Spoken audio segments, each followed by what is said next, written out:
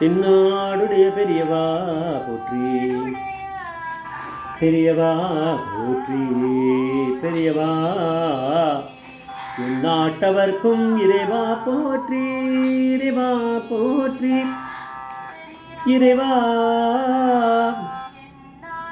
சர்வஜா சர்வவியாபிவா பெரியவா சரணம், மகா பெரியவா சரணம்,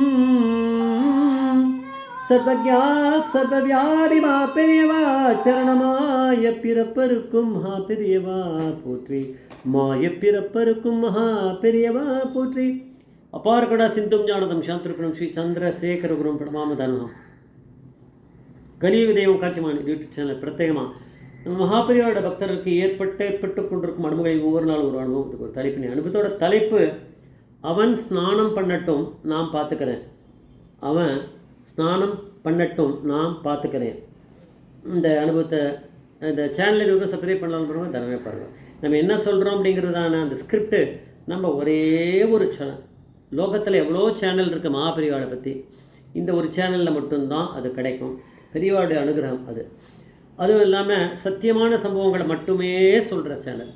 ஒரு சம்பவத்தை எடுத்துன்ட்டு 5-6 எபிசோடு 7-8 எபிசோடாக மாற்றுறதுக்கான அந்த திறமை எனக்கு இருக்கா இல்லையா நான் செக் பண்ணிக்கல. அந்த திறமை எனக்கு வேண்டாம் அப்படின்னு நான் முடிவு பண்ணிவிட்டு அவளுக்கு அன்றைக்கி அப்படியே ரீச் ஆகணும் இந்த மெசேஜ் அப்படிங்கிறத மாதிரி. ஏன்னா இதில் வந்து நம்ம எபிசோட் மாதிரி போட்டோம்னா நிறைய சீரியல் மாதிரி அந்த இன்ட்ரெஸ்ட் விறுவிறுப்பு போயிடும் அப்படிங்கிறது என்னோட கருத்து, தாழ்மையான கருத்து. அதனால் நான் அப்படி பண்ணுறதில்ல. முதல் எபிசோட்லேருந்து அப்படி தான் பண்ணுறேன். இதே மாதிரி தான் இது வந்து ஸ்ரீமதி எம்எஸ் சுப்புலக்ஷ்மி, அப்புறம் அவருடைய ஆத்துக்காரர் சதாசிவம், இவாளை பற்றியானது. அந்த சதாசிவத்துக்கு தலையில் ஒரு கட்டி வந்திருக்கு. டாக்டர்கிட்ட போய் டெஸ்ட் பண்ணியிருக்காரு. அது வந்து ஒரு கேன்சரஸ் டியூமர் தான், கட்டி தான் அப்படின்னு சொல்லிட்டா. அவளுக்கு கொஞ்சம் ஃப்ரெண்ட்லியாக இருக்கவர் வேதமூர்த்திங்கிறவர், அவள் மடத்துக்கும் வேண்டியவர். அவர் என்ன சொன்னாரா, நான் காஞ்சி மடத்துக்கு போகிறேன், அப்போ இதை பற்றி சொல்லி பெரியவருடைய அனுகிரகத்தை வாங்கிட்டு வரேன் அப்படின்னாராம். சரி சொல்லிவிட்டு அனுகிரகம் வாங்கிட்டு வரேன்னா சொல்கிறதுக்கான ஒரு மூளையை கொடுக்குறார் மாப்பிரிவா தானே. அவர் நினச்சா தான் நம்ம சொல்லவே முடியும் அப்படிங்கிறது இந்த அனுபவத்தில் நம்மளுக்கு தெரிஞ்சு போயிடும். அவர் வந்தார், இந்த நமஸ்காரம் பண்ணார். அப்போ எம்எஸ் சுப்புலக்ஷ்மி சொல்லி அமிச்சா எங்களோட நமஸ்காரத்தை பெரியவாக்கு சொல்லிவிடு.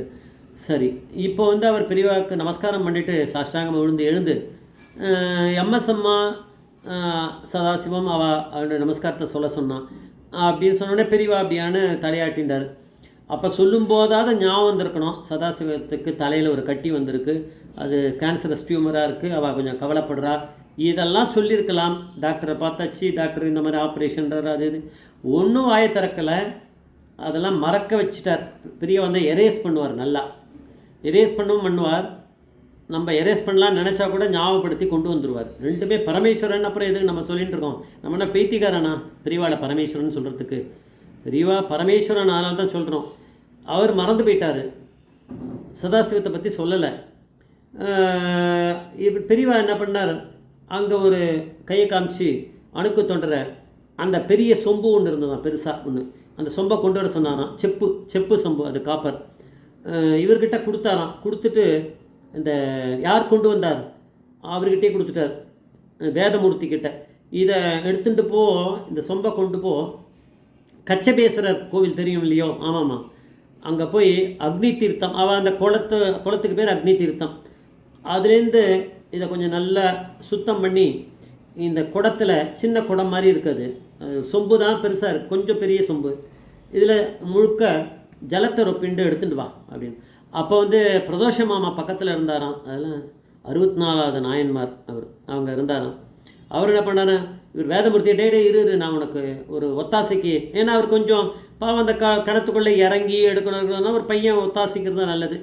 பிரதோஷமாக அவருக்கு தெரிஞ்ச ஒரு பையன் ஒருத்த பக்கத்தில் இருந்திருக்கான், எல்லாம் பரமேஸ்வரன் நினச்சா தான் நடக்கும், இந்த பையனை கூட்டின்னு போங்க, அவன் கொஞ்சம் ஒத்தாசை பண்ணுவான், நீங்கள் கொண்டு வாங்க அப்படின்னு. அவர் போனார். எதுக்கு என்னெல்லாம் கேட்டுக்கல பாருங்கள். இதெல்லாம் வந்து எப்படி பரமேஸ்வரன்னா, அவருக்கு முன்னாடி நம்ம இருக்கும்போது நம்ம ஒன்றுமே, நம்ம பூச்சியை விட மோசமானவன், நம்ம பூச்சி தான் பெரிய ஜந்து, நம்ம அதை விட கூட நம்மளுக்கு புத்தி இல்லாமல் போயிடும். பெரியவா கிட்டே போனால் என்ன பெரியவா எதுக்காக பண்ணிருக்கான்னு கூட கேட்க முடியாத போல அளவுக்கு நம்மளுக்கு ஆகிடும். ஏன்னா பரமேஸ்வரன் தானே எல்லாத்தையும் கண்ட்ரோல் பண்ணுறாரு. கொண்டு வந்தார். ஜலத்தை கொண்டு வந்ததை அந்த சொம்பு, இந்த பெரிய சொம்பில் கொண்டு வந்து பெரியவா முன்னாடி கொடுத்தாரு. அதை வந்து பெரியவா என்ன பண்ணார், கொடுத்து வாங்கி வச்சுண்டு அது மேலே தனது வலது கையை வச்சுண்டு 2 கையுமே வச்சு அப்படி தண்டை அங்கே இருக்குது, அது அங்கே மாட்டியிருப்பாருங்க. அதை வச்சுட்டு பெரிய அதை கண்ணை மூடிட்டு ஒரு 5 நிமிஷம் அது மேலே ஏதோ ஜபம் மாதிரி பண்ணாராம். பண்ணிவிட்டு வேதமூர்த்திக்கிட்ட கையை எடுத்துக்கோ, இதை எடுத்துட்டு மடியாக கொண்டு போ, ஏன்னா அது பெரியவா கைப்பட்டு எடுத்த மடியாக கொண்டு போ, அக்னி தீர்த்த ஜலம் இதை கொண்டு போய் அந்த சதாசிவங்கிட்ட கொடு, இதை வச்சு ஸ்நானம் பண்ண சொல்ல அவனை, போயிட்டு வா அப்படின்னு சொல்லி அமுச்சு விட்டுட்டார். இவர் எதுவுமே சொல்லலை. சதாசிவத்துக்கு இந்த மாதிரி தலையில் ஒரு கட்டி இருக்குது, அது கேன்சரஸ் டியூமர் அப்படிங்கிறா. எம்எஸ் சுப்பலட்சுமி சதாசிவம், எம்எஸ் சுப்பலட்சுமி அப்படின்னா பெரியவாளுக்கு ரொம்ப அனுகிரகம் பண்ணுவாரே, சதாசிவமும் அப்படி தான் நிறைய கைங்கரியம் பண்ணியிருக்கா. பெரியவா கிட்ட சொல்லவே வேண்டாமே. அப்போ பக்தர்கள் கிட்ட பெரியவா அப்படியே இருக்கா அப்படிங்கிறது இதெல்லாம் காமிக்கிறது.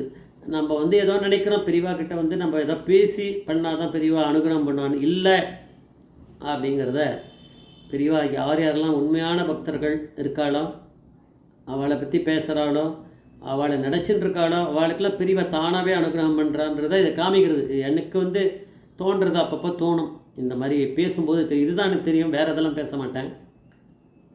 அவர் கனலை பரமேஸ்வரனுக்கு நல்லா தெரியுது. எதுவும் நீ சொல்ல வேண்டாம், நான் பார்த்துக்கிறேன்றதுக்காக தான் அவர் புத்தியே அப்படியே மூடி விட்டுட்டார். எதுக்கு வந்தான்னு அவர் சொல்ல ஒன்று பாதியை சொல்ல வச்சுட்டு பாதி சொல்ல வைக்காமல் விட்டுட்டார். எம்எஸ் அம்மா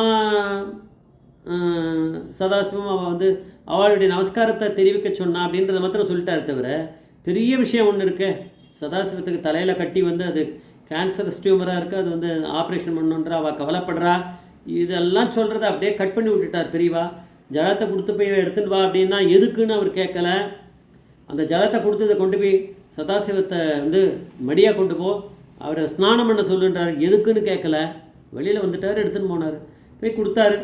பெரியவாக்கிட்டேருந்து பிரசாதம் வந்திருக்கு, அவரும் சொல்லிட்டார், இது வச்சு உங்களை ஸ்நானம் பண்ண சொன்னான். அவர் ஸ்நானம் பண்ணாராம். அடுத்த நாள் என்ன பண்ணார், ஸ்நானம் பண்ணி போனால் பரவாயில்ல, ஸ்நானம் பண்ணிகிட்டே இருந்துட்டு கையை தொட்டு பார்க்குறாரு, அந்த எந்த கட்டி இருந்ததோ அந்த கட்டி காணாமல் போயிட்டான். அப்புறம் இருக்குது இது என்னன்னு சொல்கிறது, அந்த ஸ்நானம் பண்ணுறோம் அப்படியே தலையில், அங்கே கட்டி அப்படியே குண்டாக இருக்கிறது, ஸ்நானத்தை பெரியவா ஸ்நானம் பண்ண அந்த ஜலத்தை எடுத்து விட்டுக்கிறார் சதாசிவம். அப்படியே துடைக்கும் போது என்ன தெரியுமே, பயப்படுவார் முன்னாடி, அப்படியே டவலை வச்சு துடைக்கும் போது உயிர் போகிற மாதிரி வெளிக்குமே. அவர் எல்லாம் ஒன்றுமே காணமேன்னு இப்படி கை வச்சு பார்க்குறாருன்னா ஒன்றுமே கட்டியே காணும், கட்டியிருந்தால் தானே வெளிக்கும். அப்போ பெரியவா அந்த இடத்துல உட்காந்த பரமேஸ்வரனோட வேலை அது, டப்புன்னு தட்டி விட்டுனா கட்டி ஓடி போய்டுறது. அது போய்ட்டு ஸ்டிச் பண்ண மாதிரி பண்ணிக்கின்னு எல்லாத்தையும் பண்ணி விட்டுறாரு பெரியவா. அங்கே ஒன்றுமே இல்லை, ஸ்டிச்சிங்காது என்ன ஒன்றா நடக்கும். பரமேஸ்வரன் பெரியவா அப்படின்னு நம்புறவாளுக்கு நிச்சயம் நடக்கும். நம்பிட்டு நம்ம இருந்தால் போகிறோம், அவள் பாட்டுக்கு பார்த்துக்கிறார், அவர் வேலையை நம்மளுக்கு பார்த்து கொடுத்துருவார். ஜெய ஜெயசங்கர மகாபிரிய பாதவேஸ்வரம் மகாபிரிய பாதவேஸ்வரம்.